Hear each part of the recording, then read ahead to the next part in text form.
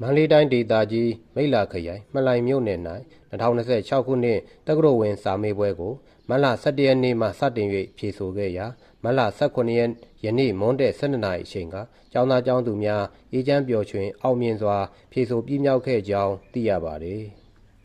။မှလှိုင်မြို့နယ်တွင်2026ခုနှစ်တက္ကသိုလ်ဝင်စာမေးပွဲဖြေဆိုရန်အတွက်အထကမှလှိုင်စာစစ်ဌာနအထကမြို့သစ်စာစစ်ဌာနအထကပန်းအိုင်စာစစ်ဌာနအထကဆဲတိုစာစစ်ဌာနနှင့်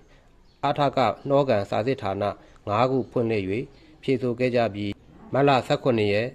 ယနေ့နက်9:00 နာရီချိန်မှစ၍မွန်းတည့်12:00 နာရီအထိကျောင်းသားကျောင်းသူများဇီဝဗေဒဘာသာရပ်နှင့်ဘောဂဗေဒဘာသာရပ်တို့ကိုအေးချမ်းပျော်ရွှင်စွာဖြေဆိုခဲ့ကြပါသည်။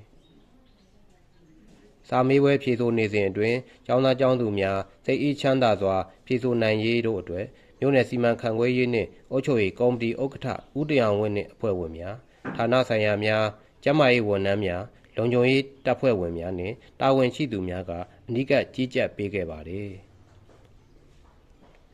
ထို့နောက်စာမေးပွဲဖြေဆိုပြီးပြန်လာကြသည့်ကျောင်းသားကျောင်းသူများအားဌာနဆိုင်ရာများနှင့်အလှူရှင်များ၏လှူဒန်းမှုဖြင့်အေးနှင့်ရေတံဘူးများဝေငှပေးခဲ့ကြောင်းသိရပါသည်။ဒီသတင်းကိုမှလှိုင်ပြန်ဆက်မှပေးပို့ထားတာဖြစ်ပါတယ်။